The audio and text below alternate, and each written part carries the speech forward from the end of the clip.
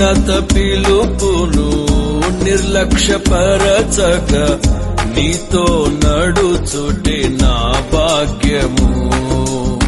శాశ్వత ప్రేమతో నన్ను ప్రేమించి నీ కృప చూపితివి. శాశ్వత ప్రేమతో నన్ను ప్రేమించి నీ కృప చూపితివి. ఇది ఏ భాగ్యమో, ఇది ఏ భాగ్యమో,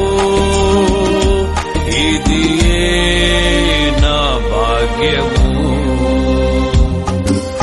లెమ్ము తేజరిల్లుము